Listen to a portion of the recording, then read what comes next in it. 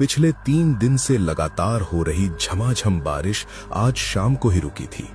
आसमान में काले बादलों ने ऐसा डेरा डाल रखा था कि अमावस की ये रात किसी गहरी खाई से भी ज्यादा काली लग रही थी। माधवगढ़ गांव में रात के दूसरे पहर का सन्नाटा छा चुका था। इक्का दुक्का कुत्तों के रोने की आवाज और छप्परों से टपकते पानी की टप टप के अलावा कोई शोर नहीं था। गांव के किनारे पर बने पुराने शिव मंदिर के चबूतरे पर भीमा और सुखराम बैठे थे। भीमा गांव का सबसे तगड़ा जवान था। 7-8 हाथ लंबी लाठी जिस पर पीतल के छल्ले चढ़े थे हमेशा उसके कंधे पर रहती थी। वहीं सुखराम थोड़ा दुबला पतला, भगवान से डरने वाला और सीधा साधा आदमी था। उसके हाथ में एक पीतल की लालटेन कंदील थी जिसकी पीली लौ हवा के झोंकों से फड़फड़ा रही थी। उन्हें आज रात ही भैरवपुर गांव पहुंचना था। कल सुबह सुखराम की छोटी बहन का तिलक चढ़ना था और भैरवपुर के जमींदार को लगन की रकम, शगुन के पैसे सूरज उगने से पहले देनी थी। बारिश की वजह से कच्ची सड़क वाली नदी में बाढ़ आ गई थी जिससे बैलगाड़ी का रास्ता पूरी तरह बंद हो गया था। अब भैरवपुर जाने का सिर्फ एक ही रास्ता बचा था, पैदल पगडंडी जो सीधे काले बन घने जंगल के बीच से होकर गुजरती थी। भीमा भाई, मेरा तो कलेजा अभी से मुंह को आ रहा है। ये काला बन दिन के उजाले में भी आदमखोर लगता है और आज तो साक्षात अमावस की रात है। गांव के बड़े बूढ़े कहते हैं कि भादों की अमावस को जंगल में निराकार जाग उठते हैं। हम सुबह की पहली किरण फूटने का इंतजार क्यों नहीं कर लेते? अरे सुखराम, तू तो बिल्कुल औरतों की तरह छाती पीट रहा है। सुबह का इंतजार करेंगे तो लगन की मुहूर्त निकल जाएगी और बहन की शादी टूट गई तो क्या गांव वालों को मुंह दिखाएगा? रही बात भूत प्रेत की, तो इस भीमा की लाठी में इतना दम है कि किसी चुड़ैल का भी माथा फोड़ दे। तू बस मेरे पीछे पीछे लालटेन दिखाता चल। बजरंग बली का नाम लेंगे और 3 कोस का जंगल पार कर लेंगे। भीमा, जवानी का खून गर्म होता है पर इतना गुरूर ठीक नहीं। तुम लोग जिस काले बन में जाने की बात कर रहे हो वहां बरगद वाले जोहड़ तालाब के पास मत जाना, और अगर कोई पीछे से नाम लेकर पुकारे तो पलट कर मत देखना। आज से 20 साल पहले रामदीन की नई नवेली बहू उसी जंगल में डकैतों के हाथों मारी गई थी। उसे लाल जोड़े में उसी पुराने पीपल के पेड़ से बांध दिया गया था। कहते हैं उसकी रूह आज भी लाल जोड़े में उसी रास्ते पर भटकती है और अपने सुहाग को ढूंढती है। काका, आप तो और डरा रहे हैं। मेरे पास तो हनुमान चालीसा भी नहीं है। भीमा, मान जा मेरी बात, आज रात यही मंदिर में सो जाते हैं। काका, आपकी बात सिर माथे, हम सीधा रास्ता पकड़कर निकल जाएंगे। बहन का सवाल है, जाना तो पड़ेगा। सुखराम को खींचते हुए चल रे सुखराम, बहुत देर हो गई है।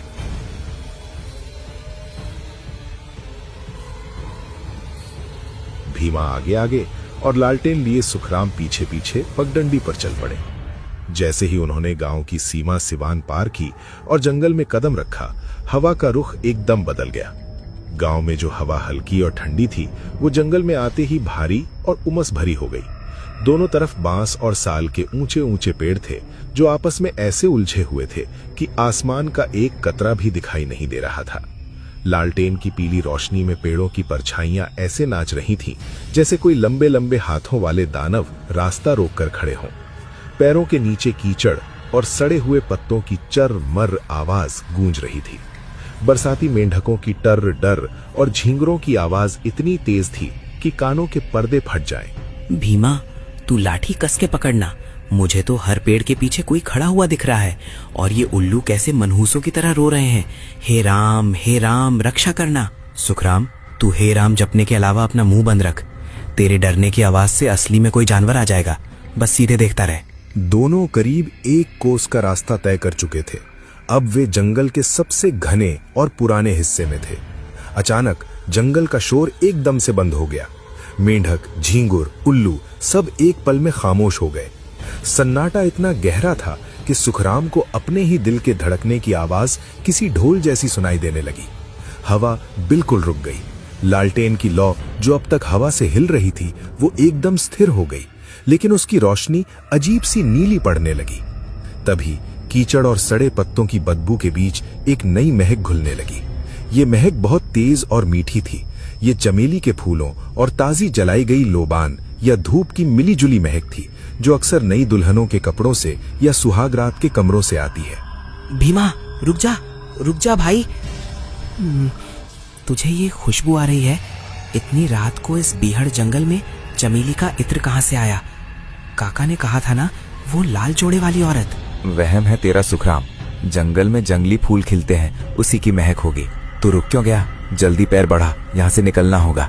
भीमा ने अपनी आवाज में जो बहादुरी दिखाने की कोशिश की थी वो अब कमजोर पड़ रही थी। वे तेज तेज कदम बढ़ाने लगे। तभी उनके ठीक पीछे से एक आवाज आई। ये किसी भारी चांदी की पायल के बजने की आवाज थी। कोई बहुत ही नजाकत से छम छम करते हुए उनके पीछे चल रहा था। सुखराम के पैर वहीं जमीन में गड़ गए। उसकी रीढ़ की हड्डी से लेकर सिर के बालों तक एक बर्फ जैसी ठंडी लहर दौड़ गई। उसने कसकर अपनी आंखें बंद कर लीं। भीमा, कोई पीछे आ रहा है। पायल की आवाज। भीमा, मैं एक कदम आगे नहीं बढ़ा सकता, मेरे पैर सुन्न हो गए हैं।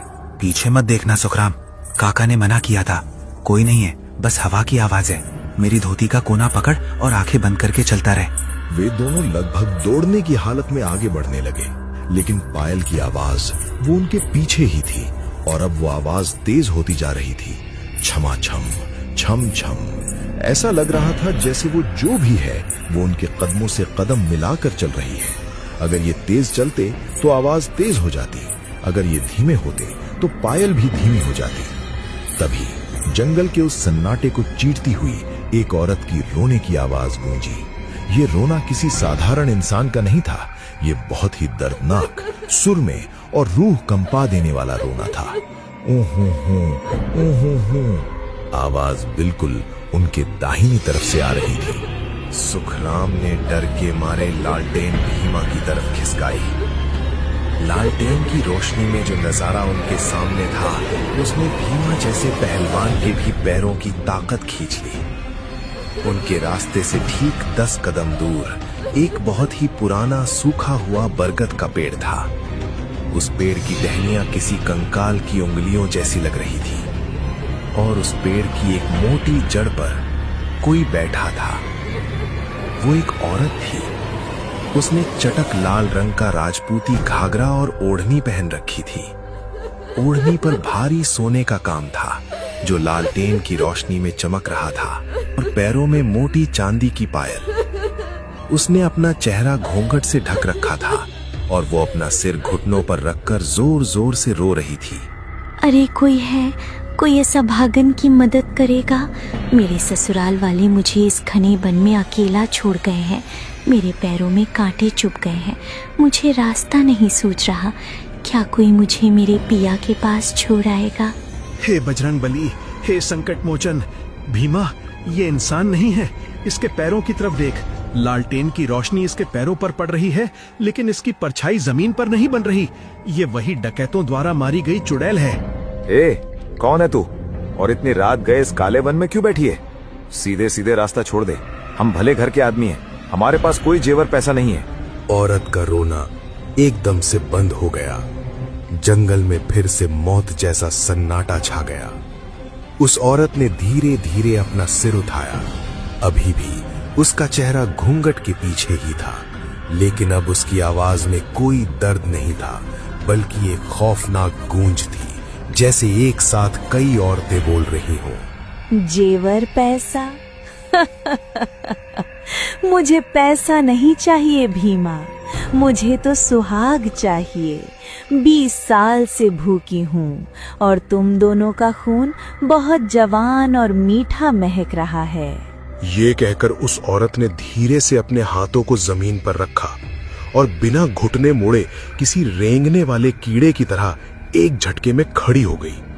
खड़े होते ही भीमा और सुखराम ने जो देखा उससे उनकी रूह फना हो गई। वो औरत जमीन पर खड़ी नहीं थी, 6 इंच ऊपर हवा में तैर रही थी और उसके जो पैर लहंगे के नीचे से दिख रहे थे वे पीछे की तरफ मुड़े हुए थे, एड़ियां आगे की और उंगलियां पीछे। औरत ने अपना एक हाथ धीरे से अपने लाल घूंघट की तरफ बढ़ाया और उसे उठाने लगी। अमावस की उस घनी स्याह रात में जहां पेड़ों के पत्तों का हिलना भी किसी के चीखने जैसा लग रहा था, सुखराम की सांसें उसके गले में अटक गई थीं। लालटेन की पीली और कांपती हुई रोशनी में उस लाल जोड़े वाली औरत ने अपने सड़े हुए हाथों से अपना घूंघट धीरे धीरे ऊपर सरकाया। घूंघट उठते ही चमेली के इत्र की वो मीठी महक अचानक एक सड़ांध में बदल गई, जैसी बदबू कई दिनों से पानी में फूल रही किसी लाश से आती है। सुखराम और भीमा की आंखें फटी की फटी रह गईं। उस औरत के चेहरे पर मांस के नाम पर सिर्फ काले सूखे हुए चिथड़े लटक रहे थे। उसकी आंखें नहीं थीं। आंखों की जगह सिर्फ दो गहरे खोखले गड्ढे थे, जिनमें से गाढ़ा काला खून रिस रहा था। उसके होंठ कटकर गायब हो चुके थे, जिससे उसके पीले और नुकीले दांत बाहर झांक रहे थे। और सबसे भयानक थी उसकी मुस्कान। वो बिना आंखों के भी सीधे भीमा को घूर रही थी। हे राम भीमा भाग, ये चुड़ैल हमें जिंदा चबा जाएगी। इसके तो नैन ही नहीं है भीमा, भाग यहाँ से। लेकिन भीमा, जिसके अखाड़े के दांव पेच और ताकत का पूरे गांव में डंका बजता था, आज उसकी नसों का खून बर्फ हो चुका था। फिर भी अपनी जान बचाने की आखिरी उम्मीद में उसने जय बजरंग बली का जयकारा लगाया और अपनी भारी पीतल के छल्लों वाली लाठी को पूरी ताकत से हवा में घुमाकर उस चुड़ैल के सिर पर दे मारा। लाठी किसी ठोस चीज से टकराने के बजाय हवा को चीरती हुई आर पार निकल गई, जैसे वो औरत कोई शरीर नहीं बल्कि सिर्फ एक धुआं या परछाई हो। लाठी चलाएगा मुझ पर? इस काले वन में लोहे और लकड़ी का जोर नहीं चलता पहलवान। यहाँ सिर्फ मौत का राज है। 20 साल पहले मेरी हड्डियां भी इसी मिट्टी में गली थीं। आज तुम्हारी गलेंगी।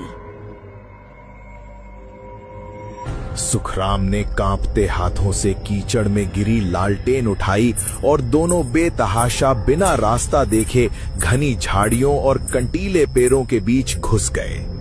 उनके पीछे पगडंडी पर पायल की छम छम और उस चुड़ैल की डरावनी हंसी गूंज रही थी। वे दोनों पागलों की तरह भाग रहे थे। बबूल के कांटे उनके पैरों और कपड़ों को चीर रहे थे। खून रिस रहा था, लेकिन दर्द का एहसास डर के आगे शून्य हो चुका था। बारिश के बाद जंगल की जमीन दलदल जैसी हो गई थी। हर कदम पर उनके पैर घुटनों तक कीचड़ में धंस रहे थे। भागते भागते उन्हें करीब आधा घंटा हो चुका था। सुखराम की छाती धौंकने की तरह चल रही थी। लालटेन का तेल कम हो रहा था और उसकी लौ अब बस टिमटिमा रही थी। अचानक भीमा एक बड़ी सी जड़ से टकराकर गिर पड़ा।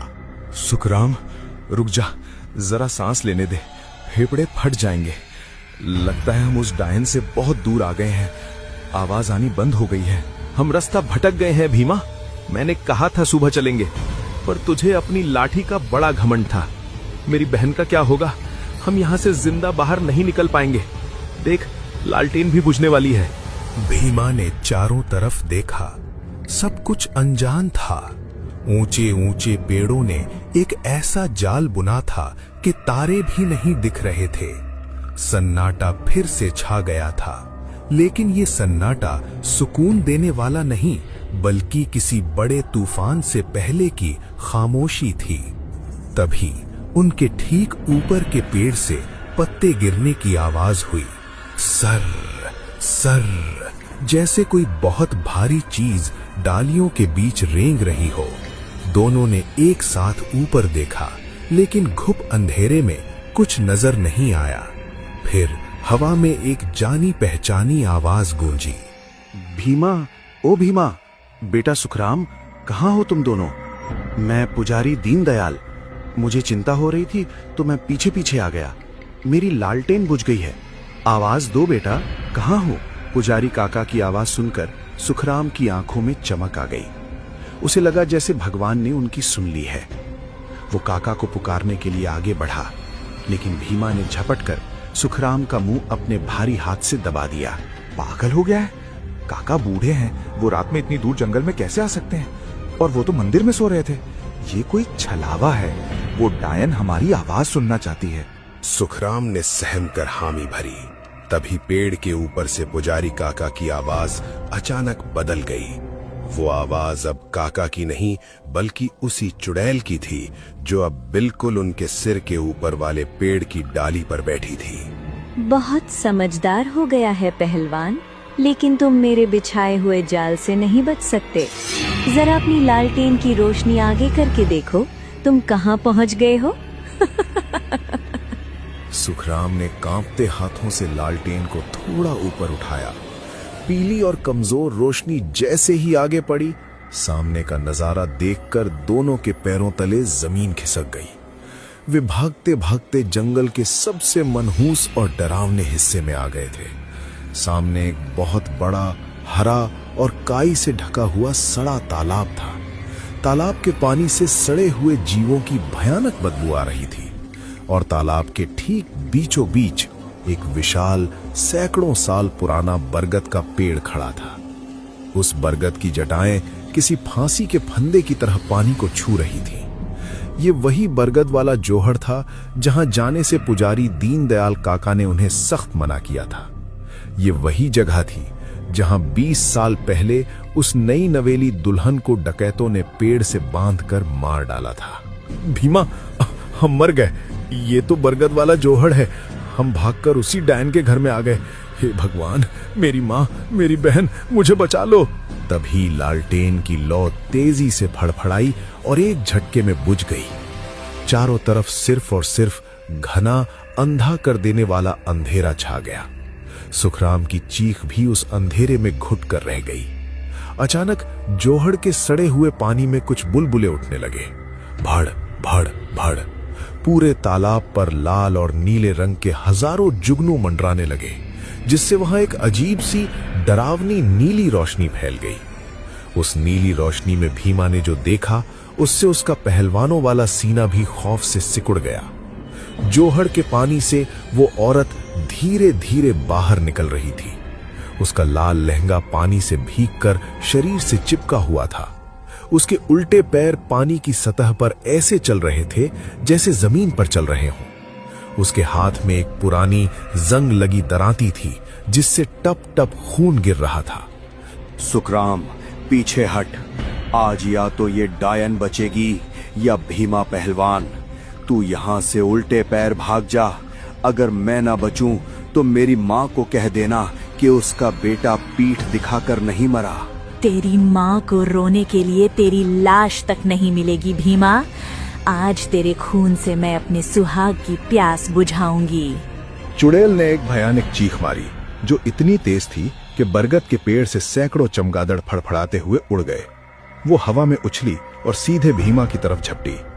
भीमा ने अपनी लाठी से उस पर वार करना चाहा, लेकिन चुड़ैल की रफ्तार हवा से भी तेज थी। उसने भीमा की लाठी को अपने एक सड़े हुए हाथ से पकड़ लिया और इतनी जोर से झटका दिया कि भीमा हवा में उछलता हुआ सीधा उस पुराने बरगद के पेड़ के मोटे तने से जा टकराया। धड़ाम। भीमा के सिर से खून की धार फूट पड़ी। उसकी आंखों के आगे अंधेरा छाने लगा। उसकी लाठी, जो उसका सबसे बड़ा अभिमान थी, 2 टुकड़ों में टूटकर कीचड़ में गिर चुकी थी। सुखराम ये सब देखकर पत्थर की मूरत बन गया था। उसके मुंह से आवाज तक नहीं निकल रही थी। उसने देखा कि चुड़ैल धीरे धीरे रेंगते हुए घायल भीमा की तरफ बढ़ रही है। तो नाखून उठाने की इच्छा थी ना? गरम खून, बहुत मीठा। अब तू हमेशा के लिए मेरा गुलाम बनकर इसी जोहड़ में रहेगा। चुड़ैल ने अपने दोनों हाथों से भीमा की गर्दन पकड़ ली और उसके नाखूनों ने भीमा के मांस को चीरना शुरू कर दिया। भीमा दर्द से तड़प रहा था। उसकी सांसें उखड़ने लगी थीं। सुखराम, जो अब तक डर के मारे मरा जा रहा था, उसे अचानक अपनी बहन का चेहरा याद आया। अगर भीमा मर गया तो सुखराम को भी ये चुड़ैल जिंदा नहीं छोड़ेगी, और अगर वो मर गया तो उसकी बहन की बारात कल दरवाजे से वापस लौट जाएगी। उस सीधी साधी डरपोक सुखराम के अंदर अचानक एक अजीब सा पागलपन सवार हुआ। उसने कीचड़ में हाथ मारा। उसके हाथ में लालटेन का टूटा हुआ नुकीला शीशा आ गया। उसने शीशे को मुट्ठी में कसा। अमावस की उस काली रात में, जहां पेड़ों के साये भी मौत का पैगाम दे रहे थे, सुखराम के अंदर का सारा डर एक अजीब से पागलपन में बदल चुका था। जिस सुखराम को अंधेरे कमरे में जाने से भी पसीना आता था, आज वो लालटेन का एक नुकीला, खून से सना हुआ शीशा मुट्ठी में भींचे उस भयानक डायन की तरफ दौड़ पड़ा था। उसकी मुट्ठी कट चुकी थी और खून की बूंदें टप टप कीचड़ में गिर रही थीं, लेकिन उसे अब कोई दर्द महसूस नहीं हो रहा था उसे बस अपनी छोटी बहन का चेहरा दिखाई दे रहा था, जिसकी बारात अगर कल लौट गई तो उसके बूढ़े माँ बाप जीते जी मर जाएंगे। छोड़ दे मेरे भाई को डायन, उसे छोड़ दे। मैं तुझे जिंदा नहीं गाड़ दूंगा तो मेरा नाम सुखराम नहीं, जय बजरंगबली। सुखराम ने छलांग लगाई और उस टूटे हुए शीशे को पूरी ताकत से चुड़ैल की पीठ में घोंपना चाहा, लेकिन जैसे ही शीशा चुड़ैल के लाल जोड़े से टकराया, सुखराम को ऐसा लगा जैसे उसने किसी ठंडी बर्फ की चट्टान पर मुक्का मार दिया हो। शीशा छिटक कर दूर गिर गया और सुखराम के हाथ में भयंकर झंझनाहट दौड़ गई। चुड़ैल ने भीमा की गर्दन छोड़ी और अपनी उल्टी मुड़ी हुई गर्दन को एक झटके से सुखराम की तरफ घुमाया। उसकी आंखों के उन खौफनाक गड्ढों से रिसता हुआ काला खून अब और तेज हो गया था। मूर्ख इंसान, लोहे और शीशे से मुझे मारेगा? मैं कोई जिस्म नहीं, मैं तो इस जौहर की प्यासी रूह हूँ। तू भी आ, तेरा खून इस पहलवान से ज्यादा उबल रहा है। पहले तेरा ही कलेजा चीरती हूँ। हे राम, हे संकट मोचन, कोई तो रास्ता दिखाओ। मैं हार गया भगवान, मेरी बहन का सुहाग उजड़ जाएगा। तभी सुखराम का हाथ कीचड़ में पीछे जाते हुए उसकी अपनी ही सदरी अंदरूनी जेब पर पड़ा। जेब के अंदर कुछ कड़क सा महसूस हुआ। सुखराम का माथा ठनका। वो लगन की पत्रिका था, शगुन का लिफाफा।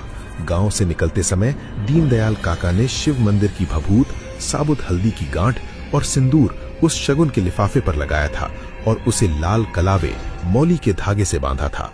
काका ने कहा था कि इसमें साक्षात भगवान का आशीर्वाद और देवी का सुहाग है। सुखराम को समझ आ गया कि जिस सुहाग की भूख इस चुड़ैल को 20 साल से है, उसे लोहे या लाठी से नहीं बल्कि देवी के पवित्र सुहाग, सिंदूर और भभूत से ही जलाया जा सकता है। चुड़ैल सुखराम के बिल्कुल करीब आ चुकी थी।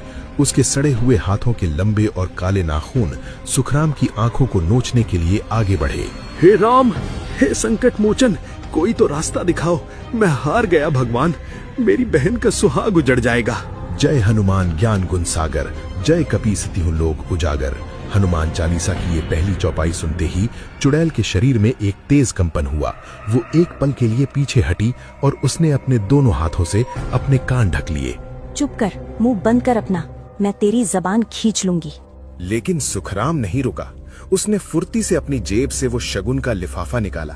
उस लिफाफे पर मंदिर का लाल सिंदूर और पीली हल्दी लगी थी, जिसे देखकर चुड़ैल की आंखों के गड्ढों से काला धुआं उठने लगा। पवित्र चीजों की गंध से वो तड़पने लगी। तुझे सुहाग चाहिए था ना डायन, तो ले शिव पार्वती का सुहाग। राम दूत अतुलित बल धामा, अंजनी पुत्र पवन सुत नामा। सुखराम ने अपनी पूरी ताकत का पवित्र लिफाफा, जिस पर सिंदूर और भभूत लगी थी, सीधे उस चुड़ैल के चेहरे, जहां माथा होना चाहिए था, पर दे मारा। भबक! जैसे ही सिंदूर और भभूत उस डायन के साए से टकराए, एक जोरदार धमाका हुआ। ऐसा लगा जैसे किसी ने सूखे बारूद के ढेर में मशाल फेंक दी हो। चुड़ैल के उस लाल जोड़े से नीले रंग की भयंकर आग की लपटें उठने लगी। जल गई, मैं जल गई, मेरी पाप। चुड़ैल उस नीली आग में तड़पने लगी। वो जमीन पर लोटने लगी और उसके शरीर से मांस और हड्डियों के जलने की भयंकर बदबू पूरे जंगल में फैल गई। जोहड़ का पानी अचानक खौलने लगा और उसमें उड़ने वाले वे नीले जुगनू भस्म होकर राख में बदलने लगे। सुखराम ने अपनी आंखें कसकर बंद कर ली और हनुमान चालीसा का पाठ जोर जोर से करता रहा। कुछ ही पलों में चुड़ैल की चीखें एक लंबी सिसकी में बदली और फिर एकदम सन्नाटा छा गया। जब सुखराम ने धीरे से अपनी आंखें खोली तो उसने देखा कि चुड़ैल गायब हो चुकी थी। वहां कीचड़ में सिर्फ एक पुराना सड़ा हुआ लाल जोड़ा और टूटी हुई चांदी की पायलें पड़ी थीं, जिनमें से सफेद धुआं निकल रहा था। वो मनहूस जोहड़ जो अभी तक खौल रहा था, अब एकदम शांत और साधारण सड़े हुए तालाब जैसा लग रहा था। बरगद वाले जोहड़ का 20 साल पुराना श्राप आज सुखराम की आस्था और हिम्मत ने तोड़ दिया था। हे भगवान, तेरा लाख लाख शुक्र है, तूने आज 2 गरीब घरों की लाज रख ली। तभी उसे भीमा की याद आई। वो लड़खड़ाता हुआ बरगद के पेड़ के पास गया। भीमा बेहोश था, उसके सिर से खून बहकर जम चुका था, लेकिन उसकी सांसें चल रही थीं। उसने जोहड़ का थोड़ा सा पानी भीमा के मुंह पर मारा। भीमा ने कराहते हुए आंखें खोली। सुखराम, वो डायन कहाँ गई? मैं जिंदा हूँ क्या? तू जिंदा है मेरे भाई, और वो डायन हमेशा के लिए इस मिट्टी में दफन हो गई। बजरंग बली ने हमें बचा लिया। अब जल्दी उठ, मेरी बहन के ससुराल वालों के गांव का सिवान यानी सीमा पास ही है। हमें ये जंगल पार करना होगा। भीमा, जिसके शरीर में सैकड़ों अखाड़ों की ताकत थी, आज एक छोटे और दुबले पतले सुखराम के सहारे खड़ा था। उसकी लाठी टूट चुकी थी और उसके साथ ही उसका घमंड भी टूट गया था। रास्ता बहुत लंबा और तकलीफदेह था। हर कदम पर सुखराम की पसलियां दर्द कर रही थीं, लेकिन उसके अंदर अब कोई डर नहीं था। चलते चलते करीब एक पहर और बीत गया। पेड़ों का घना जाल अब थोड़ा कम होने लगा था। हवा में जो सड़ांध थी, उसकी जगह अब गीली मिट्टी और ताजे पत्तों की भीनी भीनी महक ने ले ली थी। अचानक दूर से एक आवाज उनके कानों में पड़ी। ये किसी गांव के मुर्गे की बांग थी। सुखराम ने सामने देखा। पेड़ों के बीच से आसमान का रंग अब काला नहीं, बल्कि हल्का सिलेटी और सिंदूरी हो रहा था नजर आ रहे थे। सुखराम, आज तूने मुझे जो जिंदगी दी है, ये भीमा उम्र भर तेरा एहसान नहीं भूलेगा। मैं अपनी झूठी ताकत पर गुरूर करता था, लेकिन आज मुझे समझ आ गया कि असली ताकत शरीर में नहीं, दिल और ईमान में होती है। तूने आज ना सिर्फ मेरी जान बचाई, बल्कि अपनी बहन का शगुन भी बचा लिया। एहसान कैसा भीमा भाई, हम गांव वाले एक दूसरे की ढाल होते हैं। और वैसे भी जब नीयत साफ हो और साथ में भगवान का नाम हो, तो बड़े से बड़ा निराकार भी बाल बाका नहीं कर सकता। चल, सामने जमींदार जी की हवेली है। सूरज पूरी तरह निकलने से पहले लगन चढ़ा दे। सूरज की सुनहरी धूप ने भैरवपुर गांव को पूरी तरह रोशन कर दिया था। उसके बाद से काले वन का वो रास्ता कभी किसी के लिए मनहूस नहीं रहा। लेकिन आज भी जब गांव के चौपाल पर रात को हुक्का गुड़गुड़ाया जाता है और बाहर बारिश हो रही होती है, तो बड़े बुजुर्ग बच्चों को अमावस की रात और काले वन के उस खौफनाक सफर की कहानी जरूर सुनाते हैं, ताकि कोई भी कभी अंधेरे और अदृश्य शक्तियों का मजाक उड़ाने की भूल न करे।